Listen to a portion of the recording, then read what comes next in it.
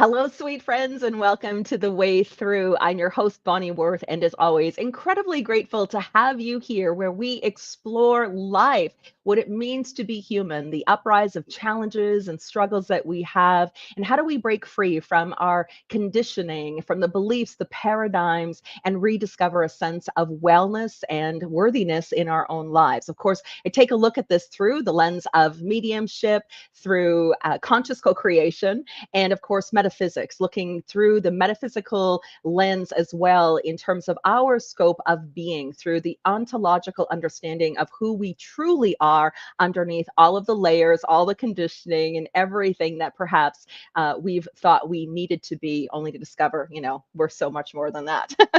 Anyway, happy Valentine's Day. This is a day of absolute, the generosity of love. I think this is really the content or essence of what this day represents. And it's interesting, the timing of it in terms of our conversation here today, because we are looking at the roots of our inadequacy. And of course, the medicine and antidote always is to love ourselves more, not less in the equation. Because honestly, when we understand this, the most thing we could probably all agree on is that being human is not easy. Our very existence is entangled with feelings of inadequacy, with feelings of not being good enough. And so much of that can be tracked back to what may be our formative years. Between 0 and 7, we take on a lot of understanding of who we are. It's like we lose what is the memory of our divinity in that stage, and we come into this human conditioning. And again, those formative years based on the belief systems, what's maybe happening within the home, what we're carrying forward even from the previous lifetime, all of that creates these pervasive emotions that can often, as we get older, begin to derail our sense of self and also get trapped in some of those cyclical patterns that are rooted in those belief systems, in the paradigms, as well as we can look at adding on, our own experiences of wounding and, things that happen in our life as we grow and develop that continue to all, to diminish what is a capacity for us to really feel fulfilled and joy filled as well. But here's the other thing.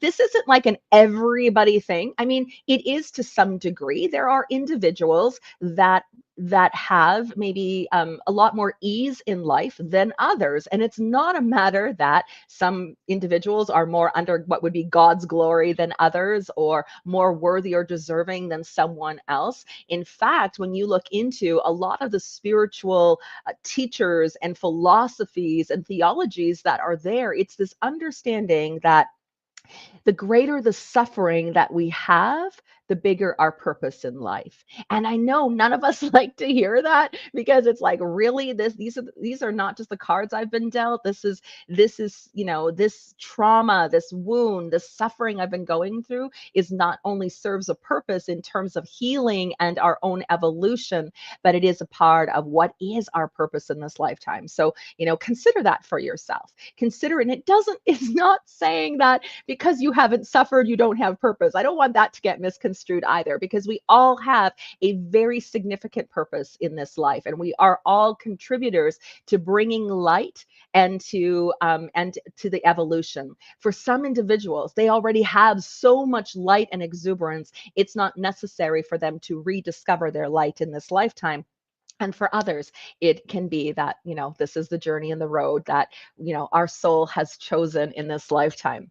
When we look at understanding our identity, who we understand ourselves to be, is not just, it based on a title or role or a job that we have in our life. This is about this. It's not static and it's not construct. There's a fluid interplay of experiences and beliefs and relationships. And when we align with our true essence, when we really embody who we are at our deepest level, that sense of wholeness, that understanding of what is authentic to our soul, we begin to, express and to be in this life. However, from that moment we're born, that moment that we're born, as we're born into, remember those formative years, our world is steeped in energy. It's steeped in ideologies of individuals who maybe came before us. Now, that can be either genetically, that can be karmically, what we're here to move forward through as well. And that's the very thing that compels us to adopt a maybe false sense of who we are, to forget that divinity, to adopt these identities or definitions of ourselves that conform with external standards of worthiness, that are influenced by not just our self perception, but what can be this.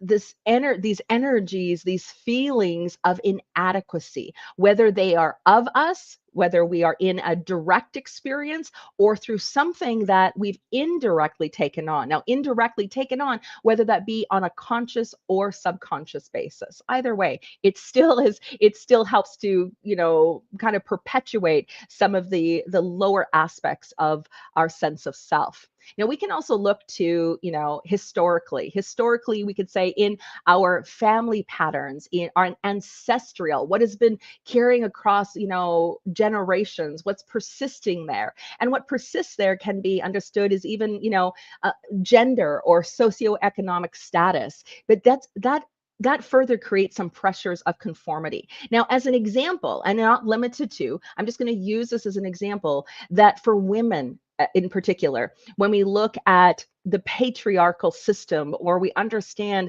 the matrilineal lines that are compelled for us to adhere to certain traditions about our role. Now, traditions, related to marriage, to caregiving, having children, taking care of the home, all of those ideas we could even say that are really rooted in what would be the ideal 1950s home. Like the mother or the 1950s woman, and that role that was expected to for them to uphold in it. And it's not, there's nothing bad about it. It's just the nature of those times. It's where what society was moving through in preparation for what is this almost like this big evolution that we see happening in our lives right now. And now what happens is that even if those women were, in the household at that time, but those belief systems, the feelings, that those expectations are embedded within their, not just the psyche, but within the genetic as well. And so that can be expectation that carries forward, where again we have this feeling of inadequacy, that we're just not good enough, we're not doing enough of something, that we're falling short, or there is some kind of perceived deficiency about who we are. So when those expectations, again, whether they are conscious or unconscious, are not met, it can really lead to a diminished sense of self-worth, our sense of failure, who we understand ourselves to be as mothers, feeling like we haven't done enough, given enough, been enough for our children, our families. And often then what happens is, because there is this inadequacy feeling, or this sense of failure in some way, we tend to overcompensate or overgive and try to fix, or what we understand even in this day and age as it's referred to as being a helicopter parent. Like, we've got to do more in terms of protecting our children, or in giving more for them. So it really, has us putting ourselves on the back burner, making everyone else's priorities more priority than our own. So, that's something that's embedded in us. That's ingrained within the paradigms, the belief systems, with what is inherited and what we are carrying forward. Now, those kinds of messages now that sit within the familial or cultural aspects can be include belief systems that, in order to be loved, we need to sacrifice ourselves. In order to have value or to be deemed as worthy, we have to give more of our time, our energy to other people, that other people's happiness matters more than ours. All of those things begin to bubble up and take form. And I know, and I'm sure many of you listening, whether it's even in recognition of your own self, or maybe other people or who are like this, where it just seems that they are constantly stuck in a cycle of, being taken advantage of, or the generosity of spirit becomes maybe I want to say maybe gets into being used or creates an expectation. And then again, they just feel like it doesn't matter what I want. Everybody else is more important. It's okay. I'll suffer just for the sake of others. It's almost this martyr syndrome that can take forward. That's a big part of where this comes from. And because these ideas, these are a part of our mind. They're generated within us, and it creates this mindset that's focused not just in inadequacy, but what causes us to continually seek outside of ourselves for affirmation rather than nurturing what is that authentic, resilient self concept that I've talked about previously on the shows. So, when we look at this, consequently, as children, as we grow up with this information happening behind the scenes, it doesn't even necessarily mean that we're being told this. It may not even be something that's presented or we're even aware of. It's happening in a very unconscious way. That internalized idea about our worth really hinges on the ability to fulfill a role in the family, or to fulfill what is based on the expectation of society or culture, which of course further just complicates our path of authenticity. It just further creates greater suffering because now we're putting in some form of measurement about what we're doing based on who we are. And I can tell you from personal experiences that that bar is always set pretty darn high. And because we're not able to meet that bar, that again, it just adds to a narrative that really makes us feel even more inadequate and not good enough as a result. And I know for me, the bar was always really super high, and I felt like I was always jumping, always trying, always doing, and never quite getting there. And if I did, it felt like the bar was being moved even higher. So there was always this undercurrent of not being good enough, not doing enough, not successful enough, not giving enough, not, I would say, we can look at it in terms of physical, emotional, spirit, all of those things. There was just these paradigms of not enoughness running behind the scene. And that narrative really inhibited not only a self perception, but really was this be feeling even maybe more intense of being bombarded by what are idealisms, bombarded in terms, again, whether that be in terms of media, societal norms, friends or family. Those dynamics really created this inability to really consider myself as being worthy. It's interesting, and I've said this time again, and if you've heard me speak before, I bring it up often. I always say that the universe has had a great sense of humor with me because really taken this girl who was really felt completely unworthy on so many levels, and gave me the last name of Worth, so that every single day when I'm introducing myself, when I'm signing my name, when I'm putting anything out into the world, that I am reminded of what is my innate worthiness. Because it really, again, we can we can think those qualities, whether our appearance, our wealth, professional status, all of these benchmarks that dictate maybe success, or we can look at it in terms of societies and status in communities, what we've achieved, all of those things that we don't quite fit what would be a conventional standard. And so that really leads to a lot of feelings of just inadequacy and also exclusion maybe from other people where they are judging, or they look towards us in response to that not good enough energy that we're putting out.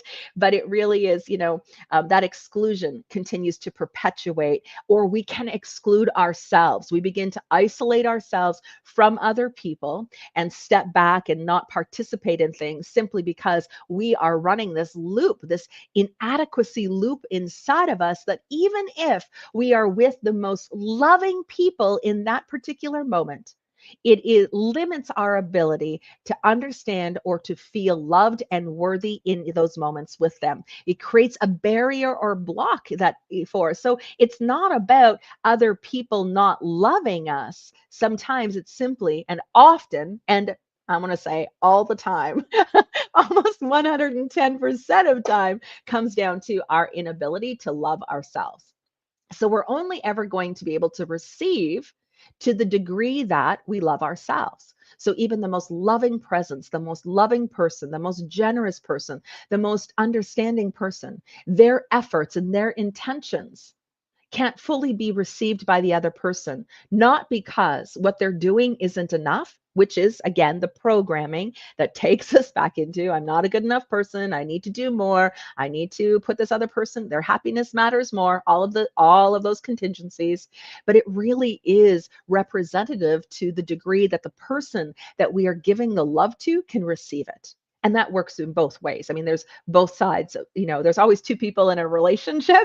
We can have a relationship with ourselves is the one that matters most. And so that's whatever we're receiving in a relationship, it always comes back to us. Always, always, always. In fact, I want to say that that was probably the most challenging part of my journey in healing was having to understand my role, that I was the co-creator, that everything that was happening in and whatever experience it was because I was there. And it wasn't because I wasn't good enough or I wasn't worthy. It was simply because I hadn't realized my worthiness. I hadn't understand that I was not just on an intellectual understanding that I was worthy of love, but in an emotional embodiment of that worthiness as well. So again, we can even think in terms of marginalized groups, that inadequacy or exclusion and those judgments are there. I mean, that really is those are those narratives that we encounter that really reinforce what is this perceived lack of value. Those perpetuating cycles of oppression are all tied to unworthiness. It all sits there at the core of our being, and the core of our being that knows that we are worthy, but yet working in almost this dichotomy of experience because it is an experience of what is unworthy. And it's a structured feedback loop that just keeps reinforcing the feelings, reinforcing the belief systems, reinforcing the paradigms, and reinforcing the very experiences that we're having as well. So again, that's what compels us. We're always seeking for external validation. It's always about what other people have said, what other people have done, or what they're not doing, etc. All of it is an external. And yet, the source of all of it is what we are giving off within our own energy field, within our own frequency and vibration, the information that we are imprinting into the universe that is calling forward those people, those experiences to us. It's an inside job 100% of the time. 100% of the time. And, it's funny. One of the things I've often said is, especially in the aspect of blaming other people or blaming the past or blaming parents or blaming the boss or blaming the government, whatever it is, we are always pointing our fingers. That's natural. That's a part of this inadequacy that we have because this is like we're not good enough. So it has to be the other person, right? We're not doing anything. It's not us, right? There's a sense of denial here. So we begin to blame. And it's like in pointing the fingers, there's a saying, there's three fingers pointing back. And I mean, I played with that and I'm like, okay, well, I'm going to point all four fingers out instead. But guess what? That thumb still was coming back. So it really is this internal self, this internal being, what is sitting within the aspects of our own psyche, of our emotional body, of these imprints within this energy field and what we're putting into the universe that is creating the experiences that is causing the upset or reestablishing this cycle, reestablishing the paradigms, as I said, the belief systems, in keeping us in that cycle of not good enoughness, of not just quite not meeting or measuring up. So when we can look at this even further, the other piece of it that comes up too, of course, is in terms of trauma and wounding. So again, whether our trauma was from physical harm, emotional abuse, psychological distress, all of those things significantly alter our perception of our own self-worth, of what we believe we are worthy or deserving of, because it disrupts our internal identity framework. It it disrupts. Remember the little one who was born completely pure, completely innocent. That's why we love babies, because they're so delicious, they're so beautiful, because their energy is intoxicating. It's reminding us of what we know to be true even about our own self. But when we look at how we are born into things, and we have these experiences that significantly alter the very perception of ourselves and what we believe we're worthy of. That internal framework continues to lead us to question our value.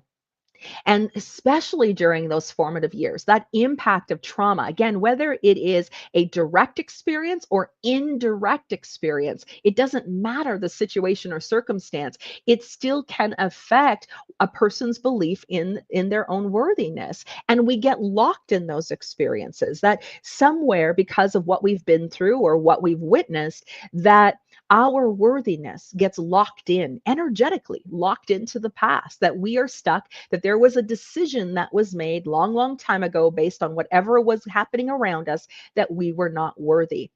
And that part of us is still stuck in basically in this perpetual state of unworthiness. So part of our work we need to reclaim. That's why inner child work is such an important factor, because we need to nurture that little one that exists inside of us, that little one who judged or believed at some particular time that they weren't worthy of love or worthy of respect or worthy of gentleness or care or understanding, weren't worthy in whatever particular way. That really, we're stuck there. We're not just stuck there mentally, we are stuck there energetically. And that's a big part of why we keep getting pulled back into the past, why we can't stop thinking about those bad things that happened to us, because not only do we have a psychological imprint in our mind about it, but we're this internal identity framework, the energy is stuck there. And it's the very thing that makes it difficult for us to process experiences in the present, why we get triggered, why we get pulled back, because those internal narratives have distorted the self perception. It's so distorted, and it's why we begin to endure what is neglect, why we begin to endure people treating us badly, why we internalize that the every experience that's happening is based on a belief that we're not lovable or we're not good enough. And so all of those things are what really create that deeper sense of inadequacy, and that lingers long after any trauma has occurred. It doesn't matter. I used to be under the belief it was like if I just denied it, or if I just, forgot about it, it was going to go away. But it doesn't go away. It doesn't go away, because the effects of trauma, not only in terms of the profound aspects of that sense of self, but those incidents from neglect and abuse, the emotional upheaval, all of the things that are in our wounding. Now, whether it's in the formidable years or even later on in our life, maybe we had a great childhood and we didn't start experiencing these things until later in life, irregardless, because even in later of life, remember, we've got the inherited stuff there. We've got what's passed down through inherited conditioning, what we're carrying over from previous lifetimes, what we're born into, for the paradigms, the belief systems that are operating within what is the familial or the ancestral aspects of our existence. So all of that, irregardless of whether it's in those first 7 years or even later in life, that those become this damaging internal dialogue that really just magnifies the perceived inadequacies, magnifies the unworthiness of love, unworthy of success, unworthy of happiness, unworthy of being respected, unworthy of, financial freedom, whatever it is. All of that is ingrained. It is ingrained in us. That distortion is an energetic component as well. So we can't overlook that. And especially so for those of us who are sensitive to energy, that affects not only, when we think about what's happening in the world around us right now, and our, whether we're thriving, whether we're just in that state of just surviving some days, all of that is under an energetic influence. And when we look at what is our inadequacy, that not only is under the paradigm and belief, but it's under the energetic distortion of what took place, of what happened, and what happened mattered. It really mattered. And so being able to unlock ourselves from not just the paradigms and belief systems and mindsets that are there, but the energetic aspects of things also is just it's not just necessary, it's almost, I could say, critical. And critical sounds like, oh my god, really, but it is. It's probably more of a harsher word than perhaps what needs to be used, but it's the only way to really articulate it, because that energetically and otherwise is the very things that have distorted the self-image. It's what's emphasized our flaws, and in doing so, because it's there, it's the override system, and the override system that then begins to minimize what's good about us, minimizes our strength, minimizes our resilience, minimizes the love that we have, minimizes our intellect, all of those things. But what is really, really important to also understand in all of this, that not only when we look at what we've been born into, but understanding what really creates the rift inside of us, the rift between what we're worthy of or unworthy of being not just valued and loved, or these deep recesses of inadequacy, is the disconnection, the disconnection to who we are. And any narrative that we have running is going to, we're going to see it when we've been traumatized, when we have wounding, when we have been in environments where we've, experienced a lot of upset or hardship. That's really going to clog the filter of how we see ourselves or how we view the world. And so we begin in that because we're always going to be evaluating ourselves, evaluating our abilities. Right? Remember, the bar, that measurement, that's all self evaluation, like being in school and we're failing every grade. That's really what it comes down, because the disconnection, and it causes a disconnection from who we truly are. It becomes the override system. And so what takes root here is that it continues to create that less than, that not enoughness that exists inside of ourselves. And now we begin this relentless pursuit to prove our worth, to prove and defend our place in the world. And very often, in what can sometimes be in defensiveness, can also be that external validation from others, that the aspects of, what causes codependency in our relationships, because we're looking for people or looking for individuals who will help to acknowledge that, acknowledge our existence, acknowledge that, we're here, affirm that we're good.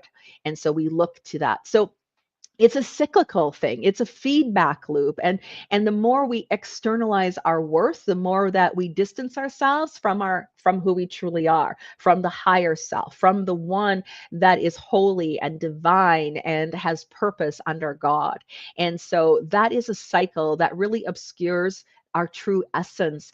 It keeps us stuck in this maze of comparison and doubt and fear of rejection, and also regret that sits, we look, or we regret things, we regret our actions, because again, we are the ones who are taking the blame, because obviously I'm not good enough, obviously I'm inadequate in some way, that I am deficient, I don't measure up, and so therefore it must be all my fault. You see, and this is where, again, that game of responsibility comes into play. And so this is that conversation, and you've heard me talk about it on the show before, where I've said I've taken responsibility, and I've taken responsibility not for what people, not the actions of others, but in the creation of the action, whether it was conscious or unconscious, whether I was an adult or whether I was a child. Because even as a child, the responsibility comes when I was born into that. And so I'll take responsibility that in some way I was a player in all of this, right? So that but when I say what we do is, when we have this loop of inadequacy, is we begin to take on responsibility for everything. And it's not about responsibility for everything. It's about the responsibility for what was my role in things. That's the difference. So our beliefs and paradigms, they're shaped both by our personal experiences, that inherited conditioning, and all of that, what we're carrying even in karmically into this lifetime, everything, the family situations, the culture, all of that influences our sense of worthiness. And the foundation the aspect of our being is all dictated by how we perceive ourselves, our capabilities, our right to joy, our right to success, our right to happiness, our right to health. All of that is in it. It's all informed by the wounding experiences, by the negative, the conditioning.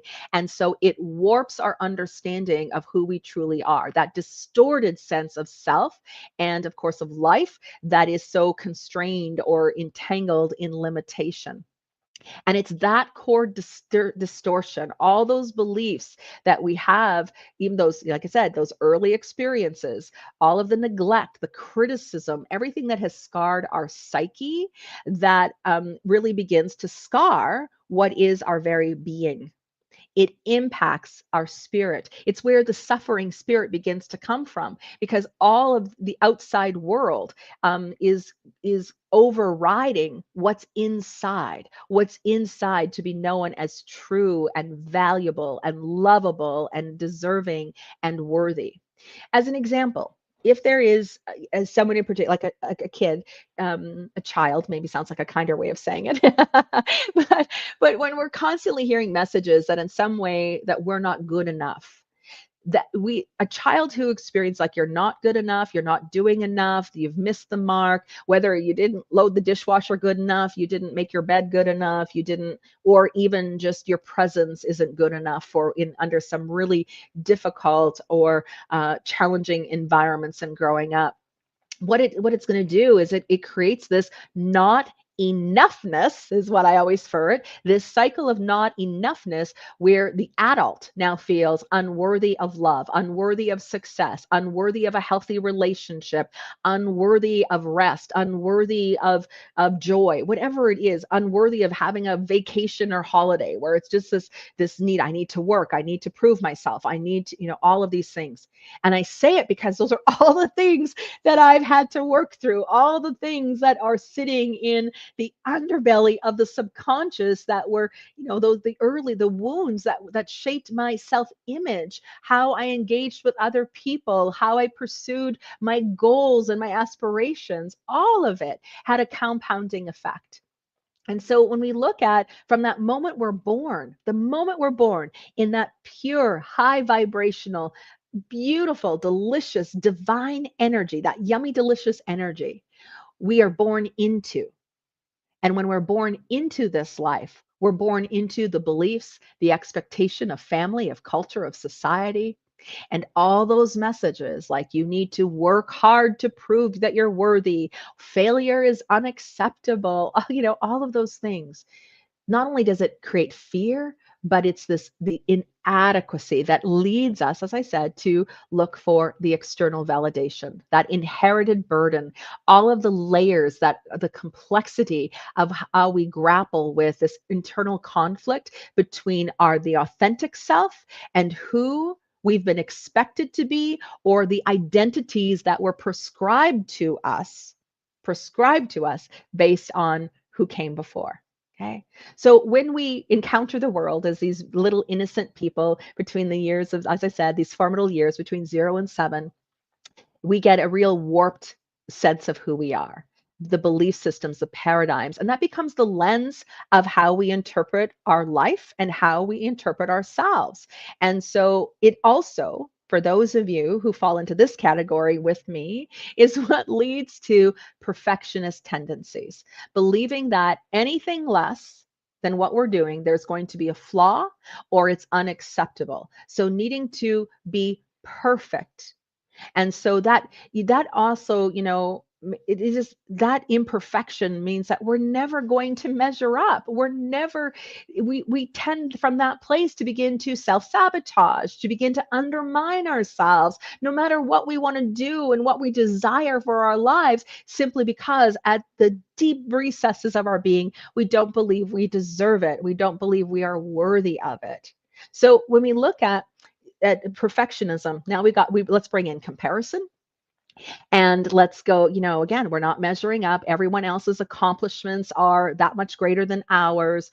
And guess what? That's also where not only is the root of our inadequacy, but that's what now leads us into jealousy. Okay. Now, jealousy, that's a topic of conversation for a whole other day because it's not necessarily a bad thing. It's just a part of our human condition. It's also what the universe trying to show us what is possible for us, where our own potentials lie, or something that is looking to manifest for us that we haven't recognized yet. Okay. So there's a part of jealousy that serves us, but we look at it from the low ego state, which means now it's just going to perpetuate a deeper, that negative feedback loop gets stronger and stronger. And so again, we further distance ourselves from who we truly are, the distance ourselves from the angel, the one that knows that they're worthy and deserving of love and worthy and deserving of respect and worthy and deserving of being, treated with kindness and gentleness, the worthy and deserving of fulfilling passions and aspirations and accomplishing the things in life, the one that's worthy of living life authentically and purposefully. All of that gets dismantled in there. So the disconnection is not, is um is real, I guess, right? And it's everything. The pressure to conform, the exasperated feelings of inadequacy, everything that's already been burdened by the scars of our wounding, our traumas, the cultural narratives, all of that reinforces that our worth is tied to achievement of the conformity, and that if we're not meeting that, then we're going to be alienated. We you know we and we're fear of being alienated from other people causes us to alienate our essence, to alienate the angel that lives inside of us, because we are so ensnared by this destructive cycle that we're not able to recognize that, who we are. Not really to really recognize who we are, to truly recognize what we're worthy of. And that's that relentless pursuit. But the other piece of it is not only is it in a mental and emotional game that happens, but over time and time again, it's what also leads to this chronic fatigue where we are so tired, so exhausted, where we have nothing more to give. It's because we've been chasing after something.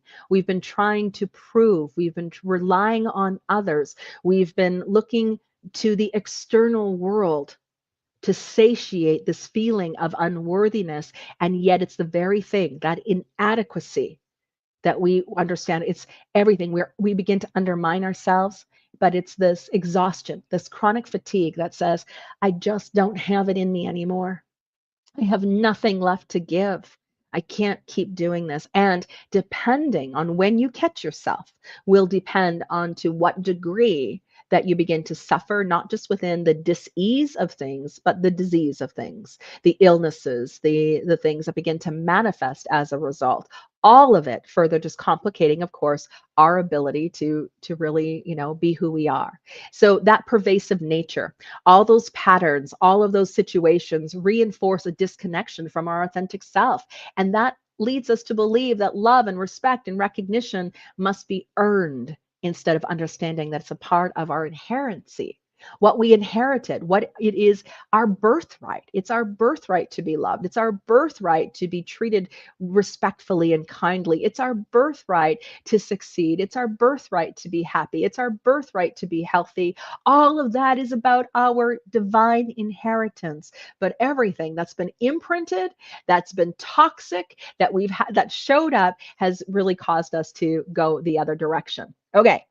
So, how do we move out of that? How do we release that and begin to co create what is a more joyful and fulfilling life? Well, reclaiming, if you haven't caught on to anything that I've been saying, reclaiming your worthiness. It all comes down to worthiness. And that requires a conscious, dedicated effort because we need to dismantle all the warped beliefs and paradigms that have shaped our perception. We've got to do the deeper healing work to explore what are those unconscious patterns, where are those things held up in time and space, or in other junctures of our existence. Where is that? Where we've got to look at what's running behind the scenes. What is our hard drive? Think of yourself as, as a computer, and a computer can do all kinds of really great things, but if the hard drive is full, it's not going to be able to continue to go forward. Or if the hard drive fails in some way, it's not going, we're going to suffer. Or if the hard drive is programmed with the wrong information, what we're putting out is not going to generate what we're looking to get, right? What we're looking to express is not going to be what we receive. So we've got to look at what is our hard drive, what sits in there. And so, here again, we've got to look at making, of course, you hear me time and time again on the show saying it's important that we look at space for self-compassion. We want to begin to question the beliefs that no longer serve us. Where do they come from? We want to start looking at what do I need, not why the bad things happened, right? Because we need to remember that our worth is not contingent on any of that. It's innate. It's unchangeable. We've always been worthy, but we've got to look at healing from all those past wounds that have anchored us into, this misconception. We have to dismantle what exists there that has maybe caused us, all those painful experiences. We've got to move through it. Even if we want to deny it, we want to avoid it, we want to pretend it didn't ever happen. So it's a really big piece of it, because we want to, that disruption that was made to the internal framework, we need that's processing, whatever's the processing system within the hard drive, we've got to rebuild it. We've got to rebuild it and reframe it and we do that by creating a new relationship with ourselves. One, where we reclaim our worthiness, where we begin to shift what is the external validation and begin to nurture what's already inside of us, what really is there. And that's really how we begin to liberate ourselves from here.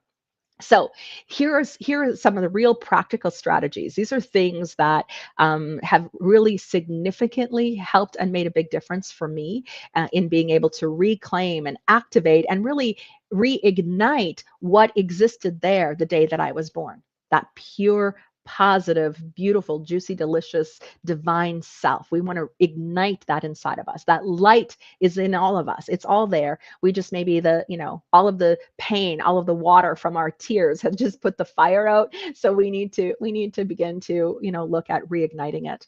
So here's one of them. I love mirror work. Mirror work is so great in terms of helping you to be able to really see yourself. And this means spending a few moments every single day standing in front of the mirror and speaking very kind to yourself, speaking kindly, being a voice of compassion, loving the reflection that's there. And I know for myself personally, like I would go into the bathroom and I would like quick get ready, barely look at myself in the mirror. And I say, look, I might have looked at my hair. I might have looked to see how my clothes were fitting. I would do that, but I wouldn't look at myself. I wouldn't look myself in the eye. It was like I was avoiding myself. Didn't want to spend time with me. Why? No wonder other people avoided me. No wonder other people didn't want to spend time. I needed to really look into my heart, look into myself, see myself and see the good in me. And you do this by not just standing in front of the mirror and avoiding the reflection, but standing in front of the mirror and looking yourself in the eyes. The eyes are the doorway to the soul. And as you speak loving, nurturing statements to yourself, whether those be through mantra, affirmation, or just whatever words come up in the moment, I'm just saying, you're a really good person, Bonnie. You mean obviously put your name in there, but just say or just say, I am. I love using I am statements. So I will either, especially when I started, I would start talking to the person in the mirror as if she was an external part of me, and then eventually moved it into an internal, into the I am, and looking at myself in the eyes as I started to give myself the love, the kindness, the reinforcing the positive self-perception through the statements I was saying, the things I was saying, how I was talking, the conversations that I was having with the woman who was standing in the mirror in front of me. Okay. So you can look at affirmations working in that way in front of the mirror. Another really powerful time is to do prayerful affirmations right before you go to sleep. Take time to recite the mantras, the affirmations, and let these be what you need to hear the most. The things that you wish someone else would say to you, let yourself begin to say that. This is where, again, as you begin to move into relaxation, as you prepare to sleep, you start to move into the theta brainwave. And the theta brainwave is where the greatest changes and shifts can happen within our not within the underbelly of the subconscious. We begin to plant new seeds, new information as we begin to go to sleep, so that we begin to create the override system, a positive override system for the negative override system that's been looping there. So here again, when you go to sleep, this is again, repeat affirmations that call upon your higher power, that speak about your inherent worthiness, that invoke the divine and helping you to remember your own divinity. Do that as you go to sleep. I am worthy of health and well-being. I am worthy of love and respect. I am worthy of joy and happiness. I am worthy of health and vitality. Whatever it is that will help and support you, say that over and over and over. Go to sleep with that. Not just who we go to bed with is important, but what we go to bed with in our minds is important too, because our mind will continue to work on whatever seeds we've planted. So if we're going to bed stressed and worried and feeling like we're not good enough, and those are the thoughts that we're having, and we're just feeling discord inside of us, our mind will continue to work with the discord right through the night while we're sleeping. So we look at altering this by giving the mind something juicy to work with, giving the mind something that is true according to what is the essence of your very being. Of really what is, we could look at how God sees you, how the angels see you, how the, your loved ones on the other side, as they're looking at you from where their vantage point, the good that they see in you through the eyes of source, the eyes of source. So you begin to, create that just as you go to sleep. And I'm going to tell you, the mind is going to love it. The mind, you're going to wake up in the morning feeling a little bit more energized, feeling lighter, feeling like you have hope. But here's the other thing. Don't jump out of bed. Don't jump out of bed right away. When you wake up, remind yourself of all of that as well. Remind yourself. It's like the very first thing you do is when you begin to stir, remind yourself of the greater truth. Remind yourself of the inherent value. Have a conversation with God first thing in the morning, with the divine one, the divine in that moment. Let that be the energy that you create to start your day. To start there first.